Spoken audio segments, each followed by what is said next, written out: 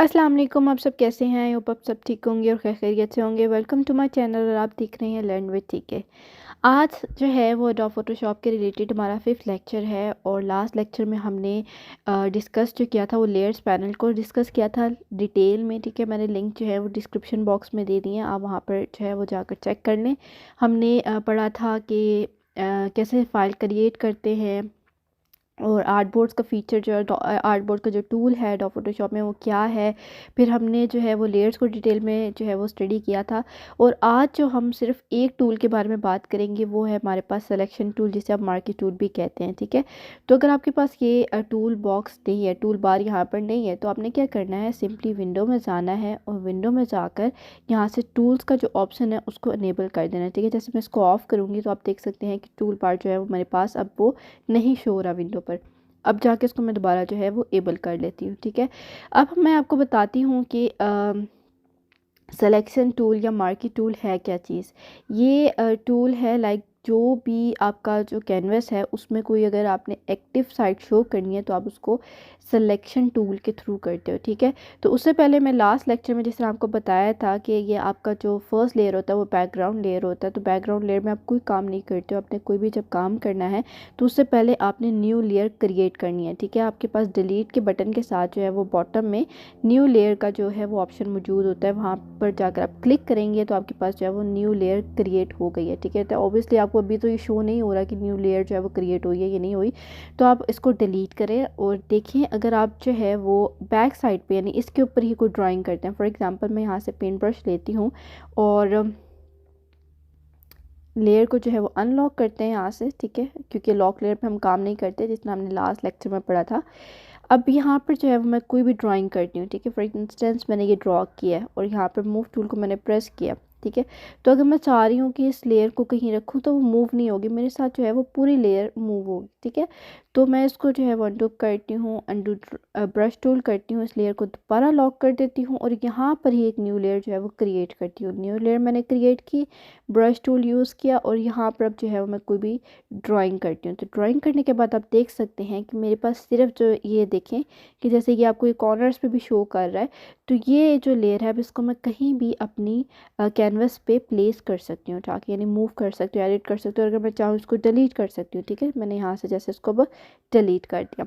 तो आज जो था वो हमारा टॉपिक ही मार्की टूल यानी सिलेक्शन टूल के बारे में है। तो यहाँ से अगर आप देख सकते हैं कि हमारे पास नीचे अगर इसको लेके जाएं तो मैंने राइट प्रेस किया, आपके पास जो है वो 4 ऑप्शंस दे रहा है। ठीक है, आपके पास रेक्टेंगुलर मार्की है, एलिप्सी है, सिंगल रो और सिंगल कॉलम का ऑप्शन है।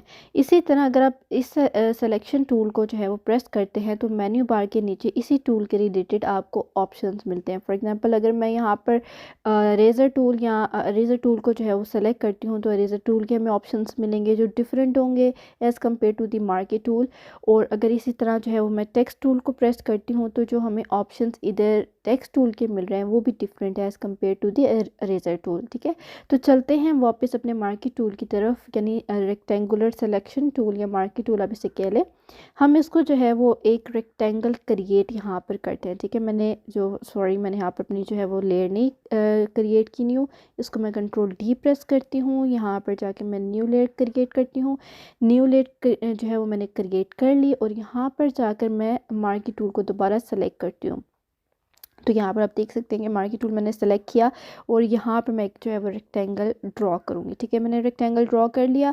अब यहाँ पर जो है वो मुझे कोई ड्राइंग करनी है तो obviously I will choose the paint brush और आप देख सकते हैं कि मेरी ड्राइंग सिर्फ इस रेक्टेंगल के अंदर हो रही है। ठीक है, तो मैं इसको अंडू करती हूँ। ठीक है, अंडू ब्रश टूल, यहाँ पर मैंने ब्रश टूल को अंडू किया और अब मैं चाह रही हूँ कि मैं दोबारा जो है वो मार्की टूल को सेलेक्ट करूँगी। मैं चाह रही हूँ कि इसके अंदर ड्राइंग ना हो, इसके बाहर ड्राइंग हो।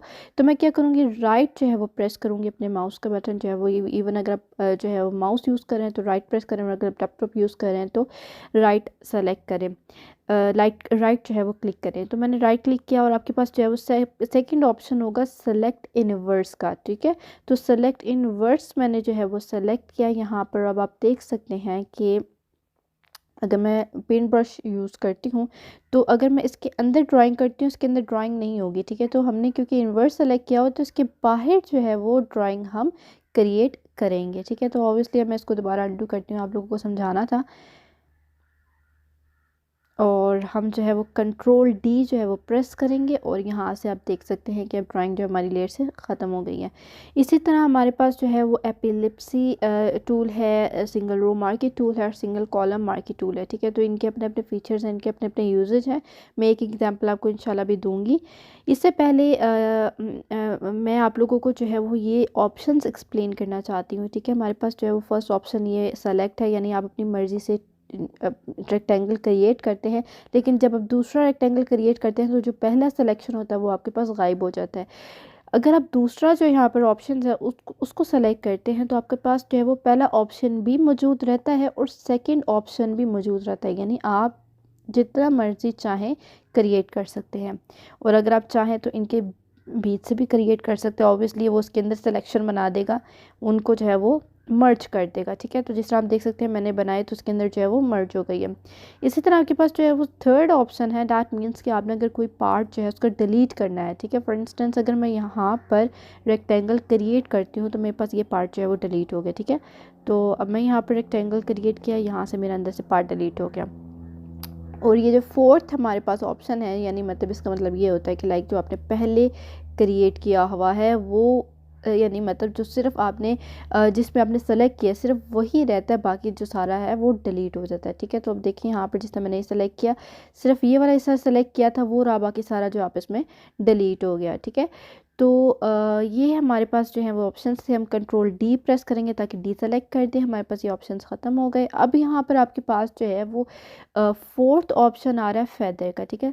उससे पहले मैं आप लोगों को बताती हूँ, फॉर एग्जांपल अगर मैंने यहाँ पर जो है वो रेक्टेंगल टूल लिया है, ठीक है। तो यहाँ पर मैंने इसके अंदर ये रेक्टेंगल क्रिएट किया, ठीक है। यहाँ से मैं पेंट बकेट में गई और यहाँ पर इसके अंदर मैंने कलर फिल कर दिया, ओके। इसी तरह मैं दोबारा कंट्रोल डी प्रेस करूँगी और इधर साइड पर एक और जो है वो मैं रेक्टेंगल क्रिएट करना चाह रही हूँ, लेकिन फेदर का क्या मतलब है। फॉर एग्जांपल अगर ये बाय डिफ़ॉल्ट तो 0 है, मैं इसको कर देती हूँ 30 कर देती हूँ। 30 पिक्सल्स मैंने किया और एंटर कर दिया। अब मैं मार्की टूल से, यानी हमारे पास रेक्टेंगुलर सिलेक्शन टूल है, उससे जो है वो रेक्टेंगल क्रिएट करती हूँ। तो आप देख सकते हैं कि इसके जो एजेस हैं वो राउंड है, डैट मीन्स कि हमने फेदर का जो ऑप्शन है वो अप्लाई किया। अब इसके अंदर जो है वो मैं अपने पेंट बकेट के साथ सेम कलर जो है वो डालती हूँ, ठीक है। हम लेयर को सेलेक्ट कर लेते हैं और इसके अंदर जो है वो मैंने डाला। अब आप अगर अब दोनों को कंपेयर करें, कंट्रोल डी प्रेस किया, मैं दोनों को जो है वो कंपेयर करें तो आप देख सकते हैं कि ये ब्लरी इमेज है as compare to the first one, ठीक है। दैट मीन्स इसका हमने फेदर अप्लाई किया हुआ, तो ठीक है। फेदर का जो है वो ये मेन जो है वो यूज़ है। इसके साथ आप देख सकते हैं हमारे पास स्टाइल का ऑप्शन आ रहा है, ठीक है। पहला जो है वो नॉर्मल है, यानी जो नॉर्मल आपके सामने जो है मैंने जो क्रिएट किए हैं, ठीक है। फेदर अभी भी अप्लाई है इसमें, अगर आप चाहें तो इसको जो है 0 कर सकते हैं, ठीक है, सेट कर सकते हैं कंट्रोल डी। और यहाँ पर हमारे पास रेक्टेंगल टूल है। अब ये एक तरीका है कि मैं इधर जाकर इसको बार बार प्रेस करूँ, मेरे पास सिंपल एक ये तरीका भी है कि मैं कंट्रोल प्रेस करके, सॉरी शिफ्ट प्रेस करके एक और जो है वो क्रिएट कर सकती हूँ, ठीक है। और अगर मैं चाहूँ तो इनको डिलीट करना तो ऑल्ट सिंपली आप प्रेस करें और यहाँ से इसका रेक्टेंगल जो है वो डिलीट कर दें, ठीक है। तो हमारे पास ये फर्स्ट जो है वो रेक्टेंगल क्रिएट है। इसी तरह अगर स्टाइल में हमारे पास फिक्स्ड रेशियो, यानी सेकंड ऑप्शन को हम क्लिक करते हैं, दैट मीन्स बाय डिफ़ॉल्ट इसने तो दे दिया कि विड्थ 1 और हाइट 1 यानी इक्वल हमारे पास ये ट्राइंगल ही बनाएगा। मैं शिफ्ट को दोबारा प्रेस कर देती हूँ और यहाँ पर आप देख सकते हैं कि ये स्क्वायर सॉरी क्रिएट करा है, रेक्टेंगल ये स्क्वायर जो है वो क्रिएट करा है, यानी इसकी जो विड्थ और हाइट जो है वो इक्वल है, ठीक है। और अगर आप चाह रहे हैं कि इसकी 2/1 हो तो आप यहाँ पर जो क्रिएट करेंगे तो वो रेक्टेंगल क्रिएट होगा, यानी उसकी जो विड्थ है वो ज़्यादा है और हाइट जो है वो कम है, ठीक है। तो फिक्स्ड रेशियो का मतलब हमारे पास ये है। इसके बाद हमारे पास आ जाता है फिक्स साइज़। तो अगर आपने फॉर एग्जांपल ये फिक्स साइज़ यहाँ पर उन्होंने दिया हुआ है कि विड्थ और हाइट जो है वो 64 बाय डिफ़ॉल्ट उन्होंने यही रखी हुई है, तो मैं जहाँ भी क्रिएट करूँगी मुझे स्ट्रेच करके क्रिएट जो है वो नहीं करना पड़ेगा, वो खुद ब खुद जो है वो क्रिएट कर देगा। तो अगर फॉर एग्जांपल मैं यहाँ पर जो है इसकी चेंज कर देती हूँ, मैं 70 कर देती हूँ, तो मैं जहाँ प्रेस करूँगी वो सिर्फ उतने ही साइज़ का जो है वो क्रिएट कर रहा होगा। ठीक है, तो ये था हमारे पास सिलेक्शन टूल का यूज़ और इसके जो ऑप्शंस थे जो मैंने आपको भी बता दिए। कंट्रोल डी प्रेस करते हैं, लेयर पे जाते हैं और इसको जो है लेयर को डिलीट कर देते हैं। ठीक है, तो यहाँ से मैं न्यू लेयर जो है वो क्रिएट करती हूँ। मैं बेसिकली जो है वो मार्की टूल और यानी ये जो आपका जो सिलेक्शन टूल है इसको कहाँ कहाँ यूज़ करती हूँ।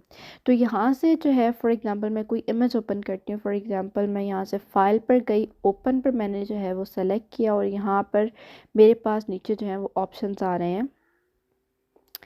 तो यहाँ से जो कोई भी जो है वो इमेज हम ओपन कर लेते हैं।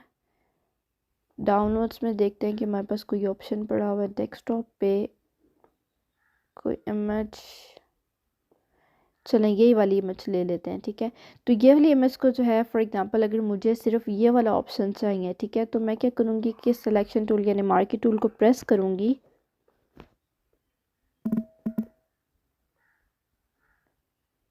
और यहाँ पर जाके मैं सेलेक्ट कर लूँगी। मेरे पास क्योंकि इसकी फ़िक्स साइज़ है, इसको मैं नॉर्मल कर देती हूँ। ठीक है, कंट्रोल डी और यहाँ पर मैंने जो है वो क्रिएट किया, सेलेक्ट टूल किया और इतना जो हिस्सा है मैंने इसको क्रॉप करके इस पेज पे ले आई। ठीक है, तो इसका यूज़ जो है वो डिपेंड करता है कि आप, क्योंकि हर टूल को आप किसी ना किसी तरीके से यूज़ कर सकते हैं, कि डिपेंड करता है कि आपके अंदर क्रिएटिविटी कितनी है।